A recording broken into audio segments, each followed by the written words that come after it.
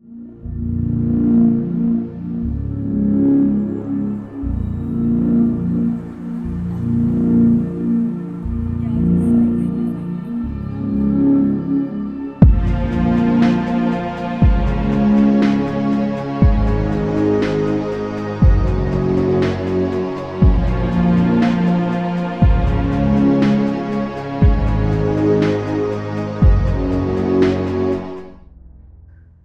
just wanted to say thank you to my friend who invited me on this trip. If not for him, we would not have been able to find this location. He has put countless hours into research, and you're actually seeing the notes that he's wrote in the book, Thrill of the Chase and Too Far to Walk. He spent 3.5 years studying it. He's actually cracked one of America's biggest puzzles back in the 90s. So just wanted to say a thank you to him for allowing the AU team to come along and experience this treasure hunt. He was telling me that he thought the book Too Far to Walk and The Thrill of the Chase was actually not telling where the treasure's at as far as Yellowstone or a specific place, but indirectly pointing you to this location through these stories of his life. And he also believes that once you get to this place, where we think it is St. Elmo's or Chalk Creek, reminds Forrest Fenn of the events of his life combined all in one.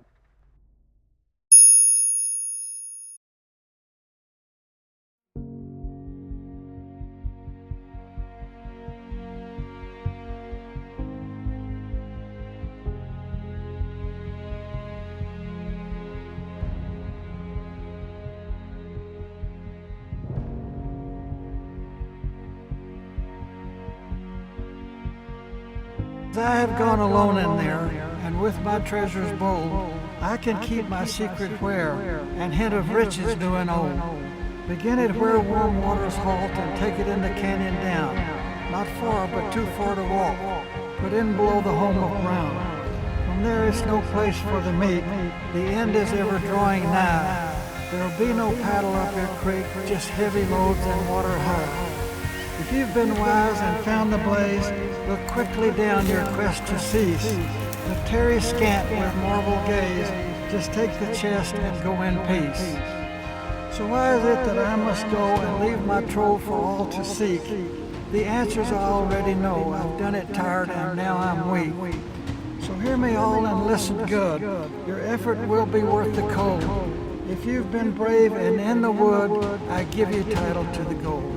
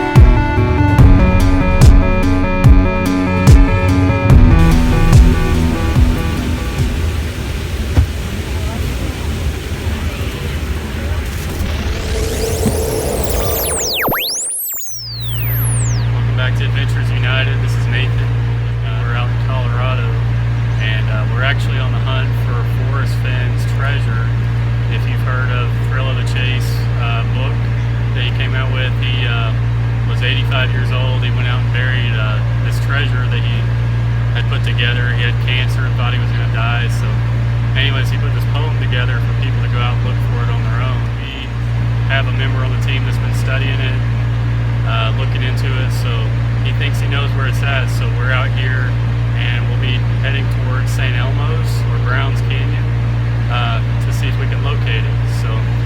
be exciting.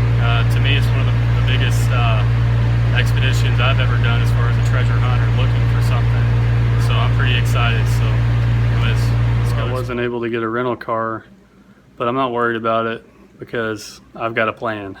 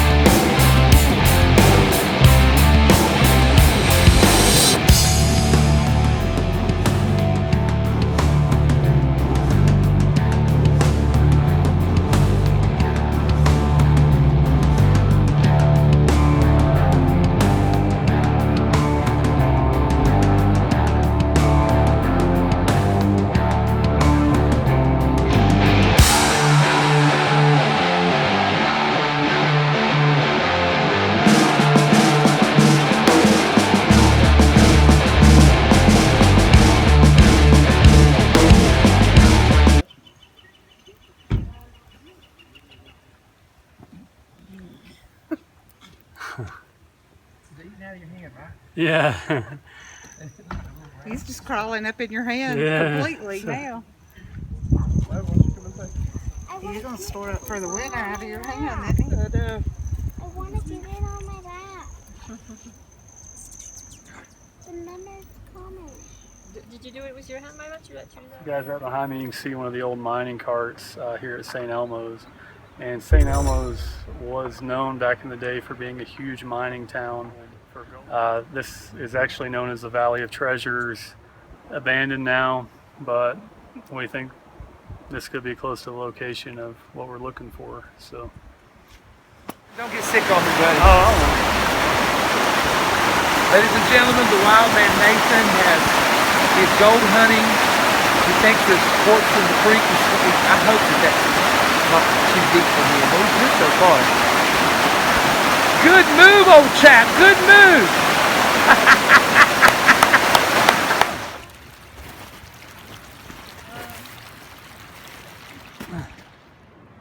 Put in below the home of Brown. Brown family, okay. 1913, Henry met an untimely death. He was killed while on a business in Idaho.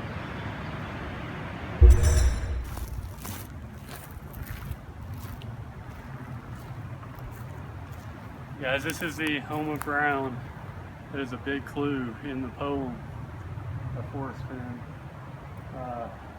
Actually says below the home of Brown is where you'll find his treasure. So this is a marker.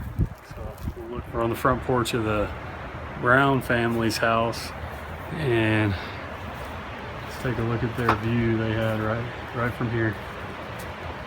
Doesn't get any better than that. Behind me, you can see an old foundation. I'm not sure if that's the old house, but you can see where the home of Brown is now.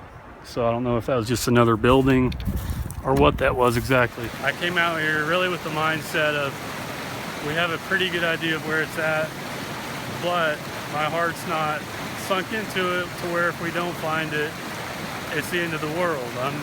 To me, just being out here in Colorado surrounded by these giant mountains and streams like this one is still an amazing trip. I am a happy camper for sure.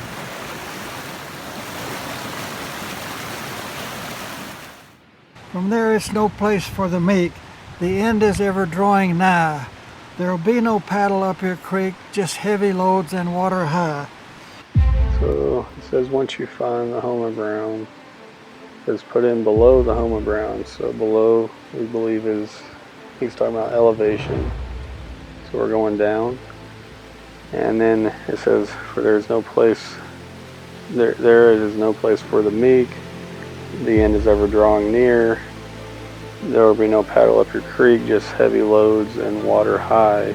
So we're thinking it's somewhere around the creek. So we're going to make our way on the other side and start searching there.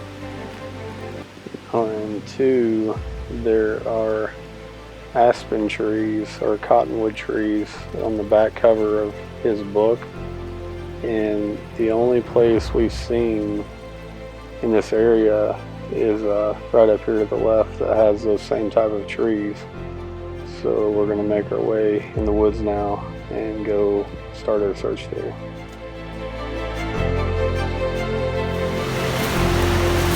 We're in the woods, that's for sure.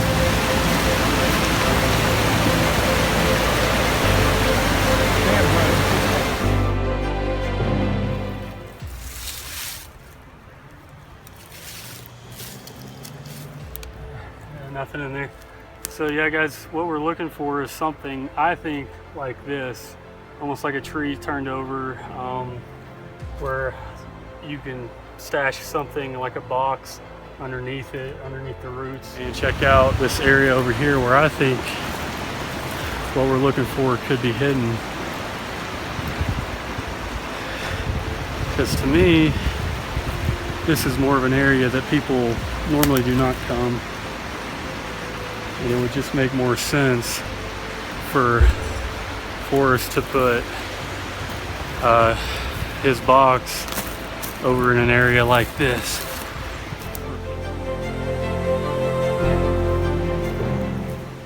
No way. Oh man.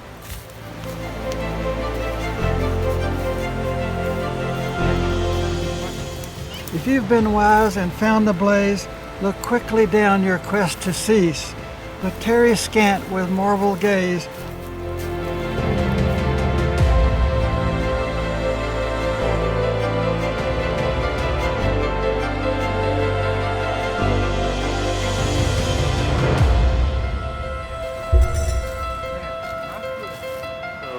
This is where all the clues led us, and it looks like someone might have beat us to it.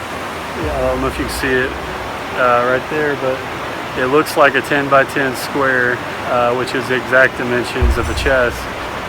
6 inches down, and it's right beside this tree that has a marking out of it, like if someone used an axe to mark this tree.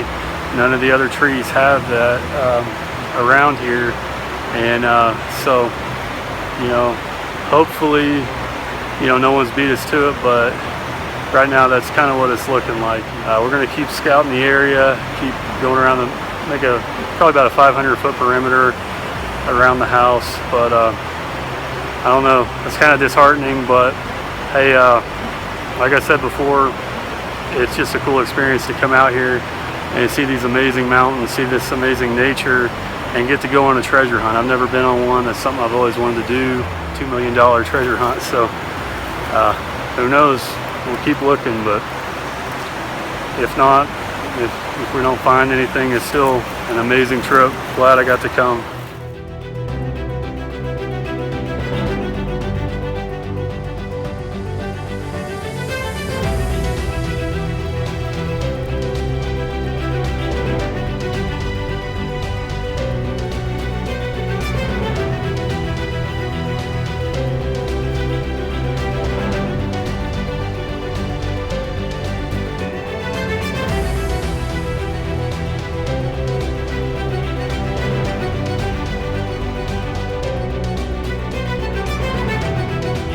Just take the chest and go in peace. So why is it that I must go and leave my trove for all to seek? The answers I already know. I've done it tired and now I'm weak. So hear me all and listen good. Your effort will be worth the cold. If you've been brave and in the wood, I give you title to the gold.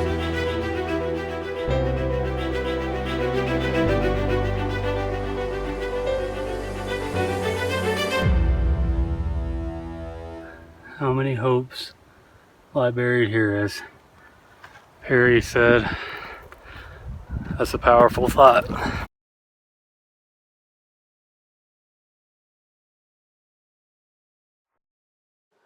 Talking to the general store owner, he told us back in the fall that he thought it was interesting because a guy came in his store with a map showing New Mexico, Colorado, Wyoming, and Montana, and it had a long poem on it. And he said the guy was asking him questions about the area and said he was looking for something, but he didn't know where it was at. He was looking for the home of Brown. And the general store owner told him, said, well, that's just down the road here in the canyon. And he said the guy got so excited, he said, oh my God, this is it, and took off running out of the store. So we think that might be the culprit. We think that's the guy that beat us to the treasure. And for us, we're just glad we got to be a part of the hunt and find what we believe is the actual location. And we did write Forrest Fenn an email and sent him the video, and we're waiting to hear back what he has to say, about the location that we found. And who knows, he might be protecting the individual that found the treasure by not saying anything, so we might not ever hear back. That's a possibility. So I guess we'll see what happens. If we do hear from him, we'll let you guys know for sure.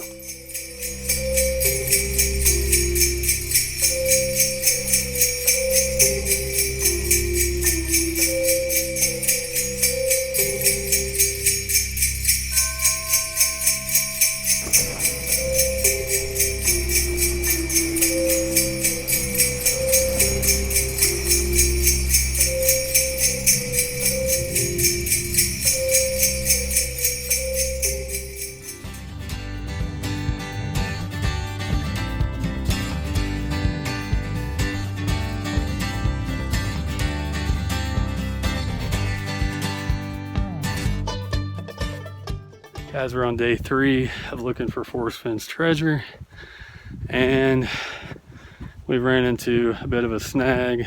It's started to snow pretty heavy, and that was the one thing he said, you got to come when it's warm. And if there's snow, you won't be able to see it. So we're up here in Tin Cup Pass outside of St. Elmo, in Brown Canyon, where we believe it was.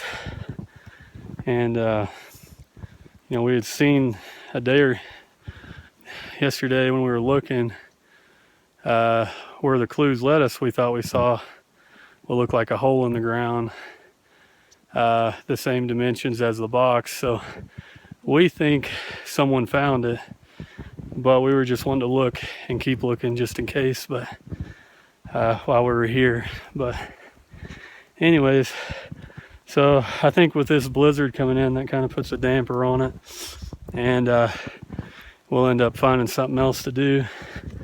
Either way, great time.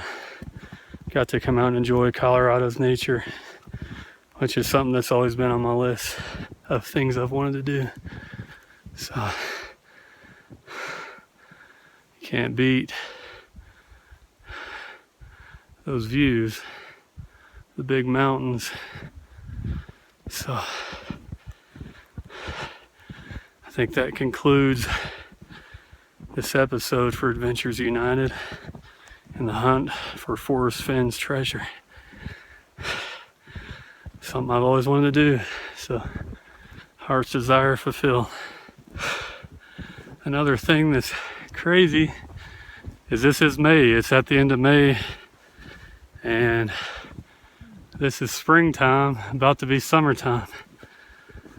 But we're at an altitude, I guess, above 9,000 to 10,000 feet. So alpine environment. One thing they were telling me in Colorado is it's safe to eat the yellow snow here. Isn't that right, Robbie? What's that, man? It's safe to eat the yellow snow here, right, in Colorado? Oh yeah, the yellow snow's good here, man. Oh, okay, that's what makes it good. Yellow. Must find Forrest Fenn's treasure.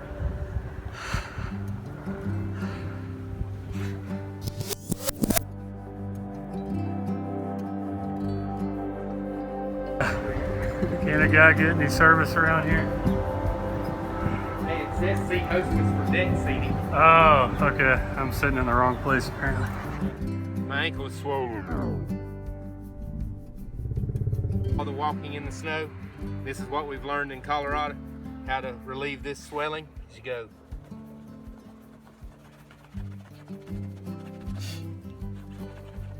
See, relieves the swelling. Now it's back down to normal. So there's this old abandoned shack here out in the middle of nowhere up here at St. Elmo. So I thought about going in and just looking.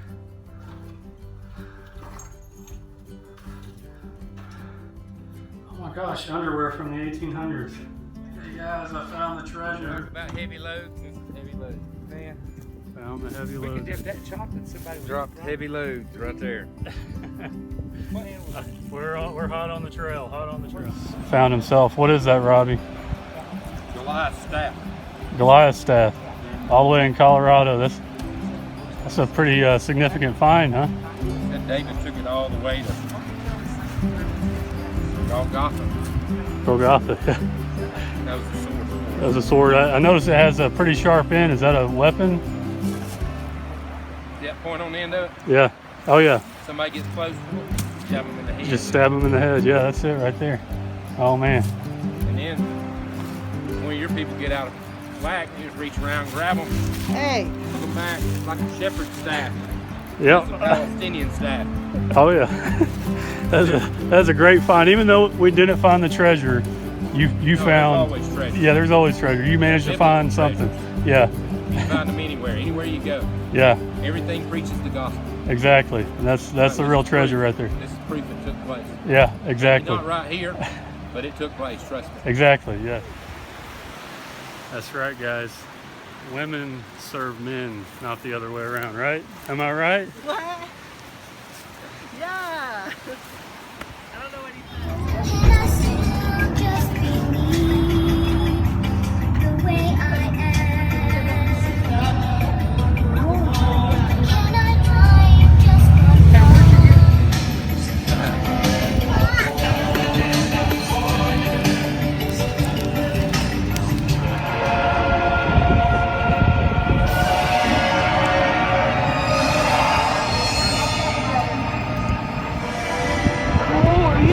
Who am I? The name's Yukon Cornelius, the greatest prospector in the North. This is my land, and you know, it's rich with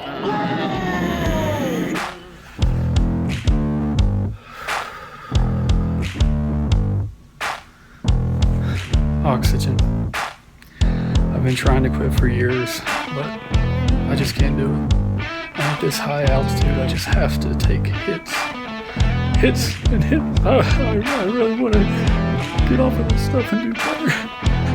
I don't see any hope though.